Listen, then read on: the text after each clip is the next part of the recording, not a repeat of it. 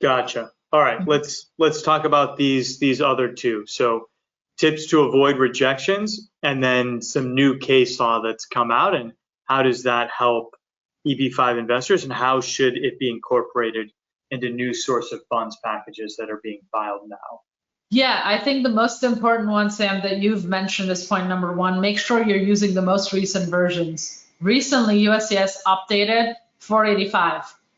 After February 22nd, I believe, you are unable to use the old version of the 485. Again, this is coming very close to the end of the month, so be very careful that you're not submitting the older version, which is the April 1st version of the 485 form. Because if you do that and your petition gets to USCIS after the change date, that petition is going to be rejected and will not be considered properly filed concurrently, which means if India does retrogress in March, you are not going to be able to cure that error.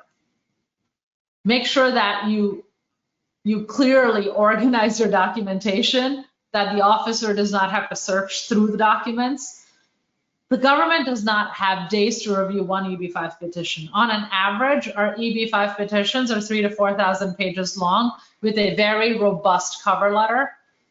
If your petition is poorly written, if the cover letter is poorly written, the officer is not going to spend much time and issue a generic 17-page RFE, which will just ask for everything under the sun again. If you suspect that you're missing a notice or a lost document, contact your lawyer and also contact USCIS. One tip to get through the USCIS phone lines, when you call USCIS, you will see that you hit a machine and it's impossible to get through. There's one way to get through by saying info pass. That is a request for an info pass appointment. You need to have a receipt number. That could be any receipt number. It could be your I-526E receipt number. Once you provide that, you should be able to talk to an agent. An alternative to that is the Meet Emma app online through the USCIS account. You go there and it's a chat feature that's available. It's a great feature for people that don't want to get on the phone. You go on a USCIS website, you click on Meet Emma during business hours, and you're then able to chat with an agent. Sometimes the wait times are 45 minutes, but again, you're just sitting on your computer waiting for an agent to come online, and you can chat with that agent and get responses to all your questions. And again, keep track of every call, email, letter. Make sure you make note of any service request numbers that are provided by USCIS. We at our firm have Dropbox, where the client is able to upload notes if they've communicated with the USCIS. We upload our notes, we provide service request numbers, we have information on our last call to USCIS. Make sure that you provide all that data to your attorneys so there's no duplicating effort or you're not confusing USCIS with multiple inquiries placed on the same file.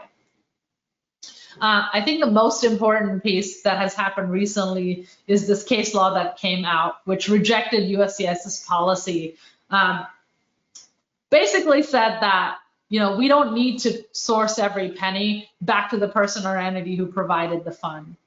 This is not a binding decision, but what we can do and what we've done in practice is we've cited the case law before starting our cover letter, given the government a brief of the case, and then started to write out our source of funds cover letter. It just puts the government on notice. Keep in mind that the IPO is not always staffed with lawyers. There are people that are majored in economics, that are majored in math, that are majored in English, that are reviewing these petitions. So it's very important to then explain to them what the case stated, what the case says. Something we do is on cases that involve unsecured loans, we tend to go back and cite Zhang before we even start writing the source of funds, so that we know that the adjudicator knows exactly what's going on. Under President Trump, 4 years ago, there was a lot of churn at IPO, and what we noticed was providing that case law reduced RFEs because the new personnel that was coming in wasn't up to date with the case law. They would issue RFEs on case law that had been settled, and so it is our job as lawyers to educate these new people, these new officers, let them know that, hey, here's our basis in filing this petition.